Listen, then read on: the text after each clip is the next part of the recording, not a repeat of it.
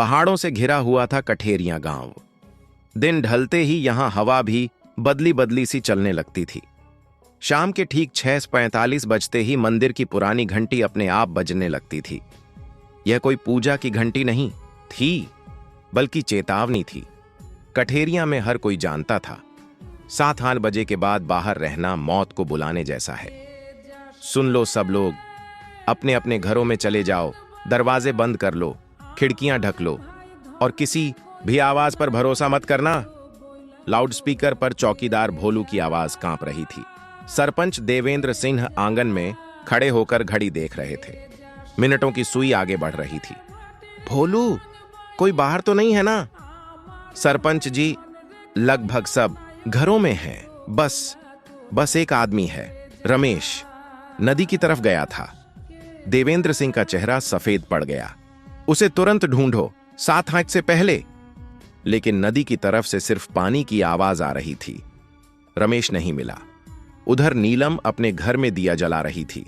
दरवाजे के सामने उसने नमक की सीधी लकीर बनाई और खिड़की पर काला कपड़ा टांग दिया। अम्मा, ये सब रोज क्यों? उसकी मां ने बिना देखे कहा।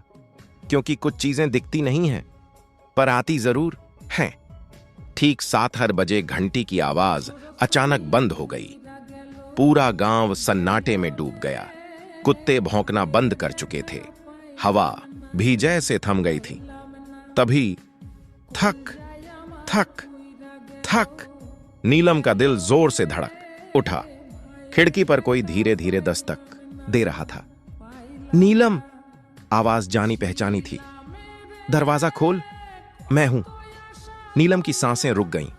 यह आवाज उसके भाई मोहन की थी, जो 3 महीने पहले पहाड़ों में लापता हो गया था। भैया, उसके होंठ कांप उठे।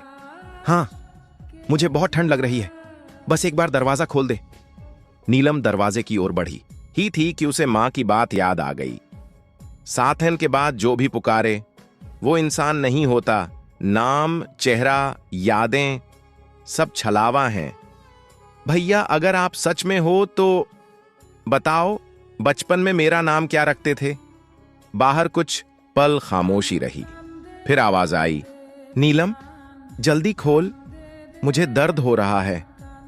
यह जवाब गलत था। नीलम का नाम तो उसने कभी गुड्डी कहा था। अचानक दस्तक तेज हो गई। दरवाजा हिलने लगा। आवाज अब इंसानी नहीं रही थी। नीलम ने दिया कसकर पकड़ा और आंखें बंद कर लीं। कुछ देर बाद सब कुछ शांत हो गया। सुबह हुई। सूरज की रोशनी गांव पर पड़ी। सरपंच देवेंद्र सिंह बाहर निकले तो देखा, नीलम आंगन में बैठी थी। उसकी आंखें लाल थीं, लेकिन वह जिंदा थी।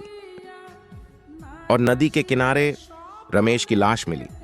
उसके चेहरे पर डर ऐसा था जैसे उसने किसी अपने को पहचान लिया हो।